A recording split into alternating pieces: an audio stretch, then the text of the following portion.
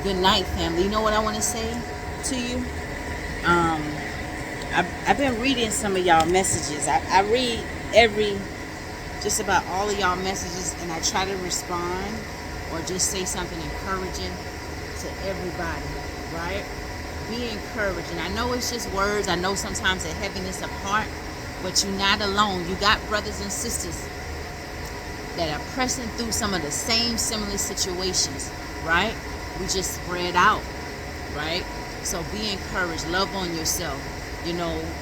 And I want to share one thing. I came out for me a late evening swim. That I find that relaxes me, right? That's what relaxes me. Sometimes when I feel heavy, like several of you said, you woke up, you felt kind of heavy this morning. We all get there sometimes.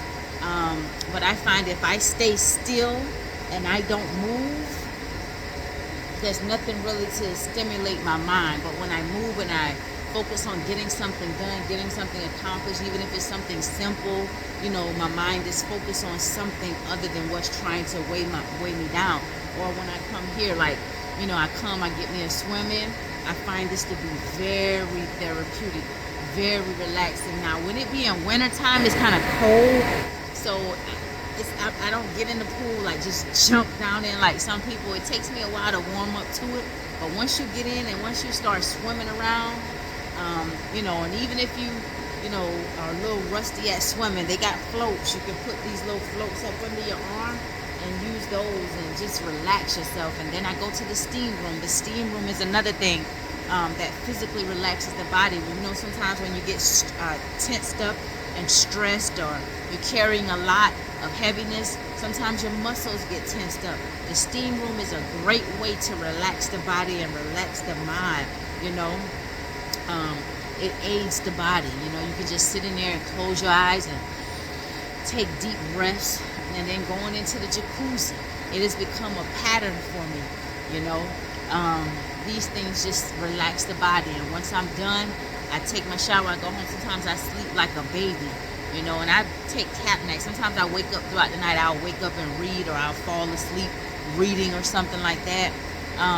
But these are some of the things that I do to relax my mind, you know. And I ride my scooter, I go out sometimes I go get the dogs and we go out on trails. We don't do as many trails in the wintertime. I don't know, I just don't like outdoors as much in the winter as I do in the summer, but I'm still outside a lot, but just not on a lot of the trails that we do in the summer. And then when it gets really hot in the peak of the summer, my Tay she doesn't do well in the heat that much either, so we try to catch it, do a lot of the trails and stuff in the spring. And I've recorded a lot, some of them on my channel. I forgot some of the titles of the videos. I went back through some of my old videos to try to share with you guys, because laughter is also good for the soul. Some of the little ventures that we've gone on. But just keep yourself encouraged and keep moving, and don't feel like you are alone, right? Don't ever feel like you are alone. If you have a specific prayer request that you want to send, you can send that to my email in the about section. I've had to decipher through a lot of those emails, and you know, every time who was it that called? So every time I try to do good, evil is always present. So you know, you get people that create fake emails as well and get mixing the bad with the good, you know. So I delete a lot of stuff if it just seems weird or funny. But if you have a video in your email and I can actually see a face, then that you will definitely get a quicker reply with that. But it takes me some time to get through them, but I try to reply back to everybody, right? But just stay encouraged and do what you need to do for you, unapologetically. And if you have to go no contact, if anybody forces you to go no contact, don't allow anybody to make you guilt trip you about preserving yourself, preserving your life. When you get away from disingenuous energy, from fake love, from toxic environments, and you get, it's painful, right? It's painful sometimes, but when you get away and you focus on yourself, you'll be more positive, you know, you'll be more joyful, and you'll see all of that toxicity. It really wasn't you. It was what you was surrounded by, or what you was in the midst of. And not saying that you're perfect, because none of us is perfect. You're going to see some kinks and things about yourself when you separate and get by yourself. that you need to work out, but it's okay. You're healthy because you're willing to do the work. And the fact that you're working on yourself, when you can identify that you're a work in progress, that's a good thing. You're working on yourself. That's good because you're evolving. You're willing to do the work. You're willing to take accountability for any flaws or errors that you may see in yourself. Everybody doesn't reach that point, and that's why God is going to continuously bless you and elevate you, and He has prepared a table before you in the presence of your enemies. And during this time, the battle may seem very, very heavy during this time because there's a big breakthrough. There's a big blessing coming.